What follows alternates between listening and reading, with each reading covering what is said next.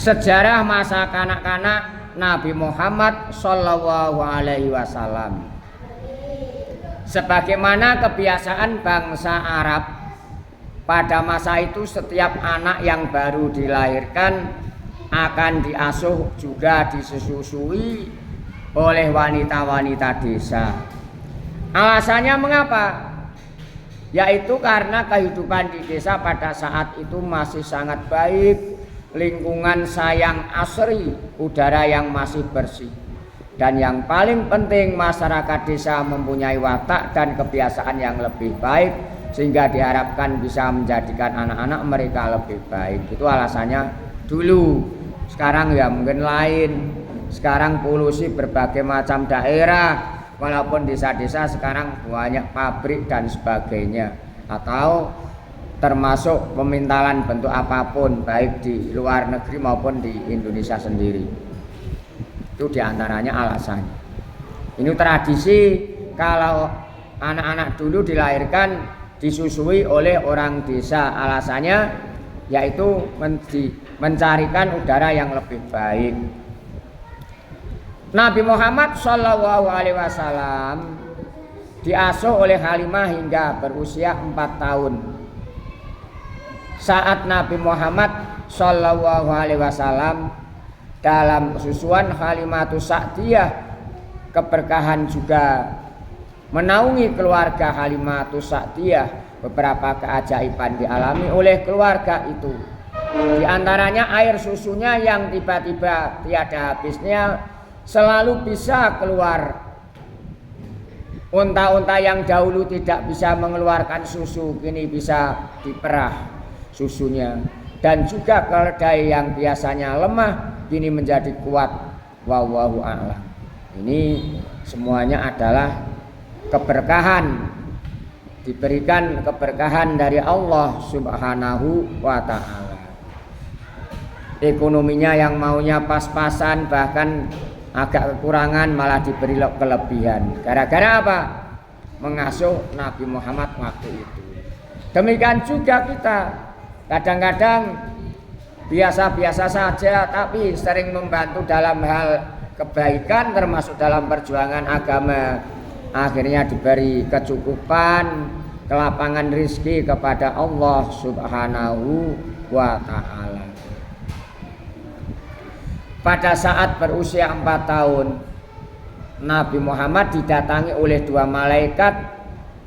Nabi Muhammad dibawa menuju bukit dan di atas bukit itu Nabi Muhammad dibelah dadanya dan diambil jantungnya untuk dibersihkan dengan air Zam-Zam. Waktu itu ada yang mengatakan bermain dengan teman sebayanya. Dan bahkan ketakutan temannya didatangi orang yang berbaju putih-putih, dibelah dadanya dan disucikan dengan air Zam-Zam. Itu ternyata malaikat yang akan membersihkan kotoran-kotoran atau termasuk bentuk etika yang tidak baik, dibersihkan semua. Setelah itu dikembalikan lagi seperti semula. Beberapa teman sebayanya melihat kejadian tersebut dan mengadukannya kepada Halimah Sa'diyah, karena Halimah Sa'diyah itu adalah yang diamanati, yang dititipi untuk mengemban atau ngomong Nabi Muhammad waktu itu. Karena khawatir, akhirnya Nabi Muhammad dikembalikan lagi kepada ibundanya Sayyidah Aminah. Akhirnya Nabi Muhammad Shallallahu Alaihi Wasallam kembali ke pangkuan ibundanya Sayyidah Aminah, merawat putra tercintanya dengan penuh kasih sayang dan juga mendidiknya dengan penuh perhatian. Pada usia 6 tahun, baginda Nabi Muhammad Shallallahu Alaihi Wasallam diajak oleh ibunya ke Yasrib untuk berziarah ke makam ayahnya yaitu Abdullah. Beliau berangkat ditemani dengan pembantu wanitanya yang bernama Ummu Aiman. Nabi Muhammad Shallallahu Alaihi Wasallam menetap di Madinah selama sebulan. Dan setelah itu berencana untuk kembali ke Mekah saat dalam perjalanan tepat di daerah Abwa yang terletak di antara Mekah dan Madinah. Sayyidah Fatimah jatuh sakit dan akhirnya meninggal dunia dan dimakamkan di desa itu, yaitu desa Abwa. Baginda Nabi Muhammad SAW selanjutnya diantar ke Mekah dengan Ummu Aiman, yaitu yang mendampinginya waktu dalam perjalanan ziarah ke ayahandanya. Pada 6 tahun Nabi Muhammad dalam keadaan yatim piatu, sudah tidak berayah dan beribu. Kini baginda Nabi Muhammad Shallallahu Alaihi Wasallam menjadi yatim piatu dan mengasuh selanjutnya, yakni kakeknya yang bernama Abdul Muthalib. Setelah ibunya meninggal, yaitu Aminah, Muhammad ini diasuh oleh kakeknya yang bernama Abdul Muthalib. Kakek begitu mencintai cucunya tersebut, namun sayang bersamaan itu hanya berlangsung 2 tahun saja. Kemudian kakeknya Abdul Muthalib meninggal dunia juga. Pada saat Nabi Muhammad berusia berapa tahun? 8 tahun kakeknya meninggal dunia. Dan memberikan wasiat agar Nabi Muhammad diasuh oleh pamannya, yakni Abu Thalib.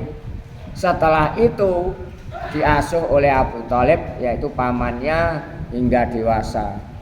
Sebenarnya Abu Thalib bukan merupakan anak tertua Abdul Muthalib, namun karena budi pekertinya yang luhur, juga sikapnya yang halus, maka tidak heran kakek Nabi Muhammad Shallallahu Alaihi Wasallam lebih merasa tenang jika Nabi Muhammad Shallallahu Alaihi Wasallam diasuh oleh pamannya yang bernama Abu Thalib. Abu Thalib menyayangi Nabi Muhammad Shallallahu Alaihi Wasallam sama seperti menyayangi anaknya sendiri. Bahkan tidak jarang beliau lebih mendahulukan Nabi Muhammad dibanding dengan anaknya sendiri. Mengapa? Karena sangat sayang kepada Nabi Muhammad itu. Budi pekerti Nabi Muhammad Shallallahu Alaihi Wasallam yang luhur, cerdas, suka berbakti, dan baik hati yang menarik hati pamannya. Pada suatu ketika Abu Thalib merasa kerepotan dengan dagangannya yang banyak. Dia bermaksud untuk berdagang ke Syam. Pada saat itu Nabi Muhammad Shallallahu Alaihi Wasallam masih berusia 12 tahun. Nabi Muhammad berusia 12 tahun diajak pamannya berdagang ke negara Syam. Sebenarnya tidak terfikirkan untuk mengajak serta Nabi Muhammad, namun Nabi Muhammad dengan mantap menawarkan diri untuk menemani pamannya membantu berdagang ke Syam. Akhirnya bagaimana?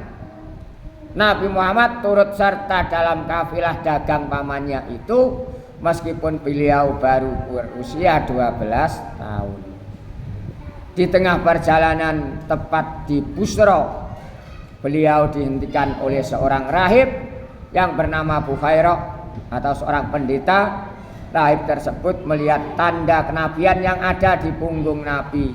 Rahib tersebut menyarankan supaya jangan terlalu masuk ke Syam, karena dikhawatirkan jika ada orang Yahudi yang melihat tanda kenabian pada diri Nabi Muhammad Shallallahu Alaihi Wasallam sehingga berbuat yang tidak baik terhadap beliau.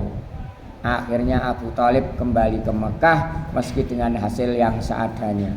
Selalu nerima, selalu syukur apa yang telah didapat, karena mendapatkan apa itu dari negara Busra yang memberikan atau menghimbau Abu Thalib agar dijaga yang baik Muhammad ini, karena ini adalah merupakan nabi yang terakhir. Khawatir kalau ketahuan orang Yahudi kejadian-kejadian yang tidak diinginkan. Sejak kejadian tersebut Abu Thalib lebih sering di Mekah dan lebih banyak menghabiskan waktunya yang mengurus keluarga, memberi pengetahuan kepada anak-anaknya dan juga kepada baginda Nabi Muhammad Sallallahu Alaihi Wasallam. Demikianlah sejarah singkat masa kanak-kanak Nabi Muhammad Sallallahu Alaihi Wasallam. Semoga bisa mengambil hikmah dari cerita atau sejarah tersebut, sehingga kita bisa meneladani akhlak beliau, yang sangat baik. Segala apa yang telah dikatakan atau diperbuat, baik perbuatan atau ucapan, selalu mengenang semua orang. Itu merupakan suri tauladan yang sangat baik, karena Nabi Muhammad adalah Nabi terakhir. Setelah itu sudah tidak ada nabi lagi, termasuk diutus di dunia ini adalah untuk menyempurnakan akhlak. Innama bu'istu liutammima makarimal akhlak. Semoga kita ditunjukkan kepada Allah ke jalan yang benar, ke jalan yang lurus, ke jalan yang diridhoi. Amin ya rabbal alamin.